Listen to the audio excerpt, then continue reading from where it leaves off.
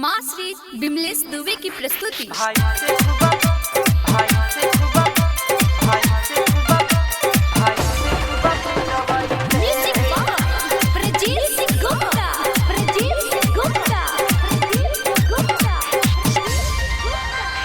मिले खातिर बथानी में बोलैले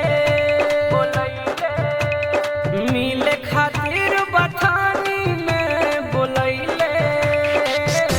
भाई से खूब पिटवैले भाई से खूब पिटवैले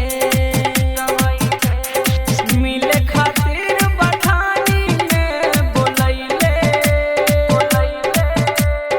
मिले खातिर बथानी में बोलैले भाई से खूब पिटवैले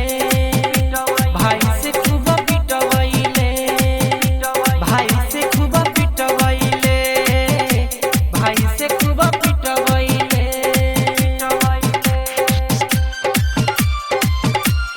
singing by Vijay Bihari DJ Brajesh Chakia पहिले बोलौले ते मकई के खेत में पहिले बोलौले ते मकई के खेत में देखल हले चाचा तोर चुम्मा के देत में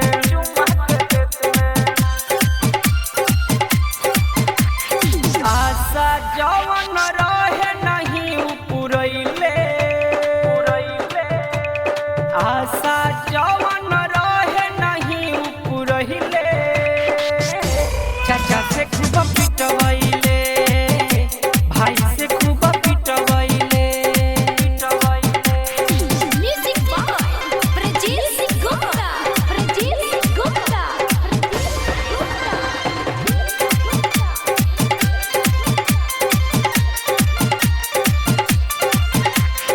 पहिले इशारा ते अपना रे छत से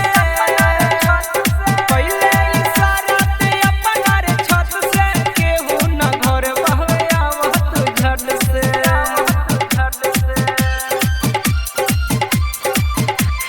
सोचले रही ऊ कहियो ना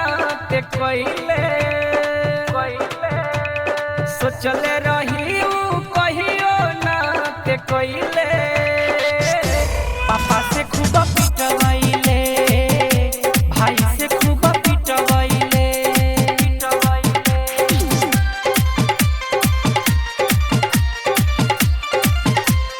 डीजे ब्रजेश चकिया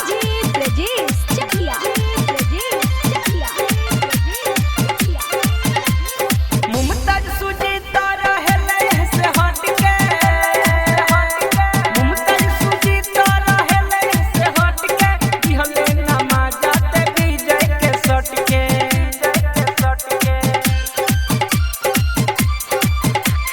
शर्मा सतेंद्र सुरेश जी बचैले भैया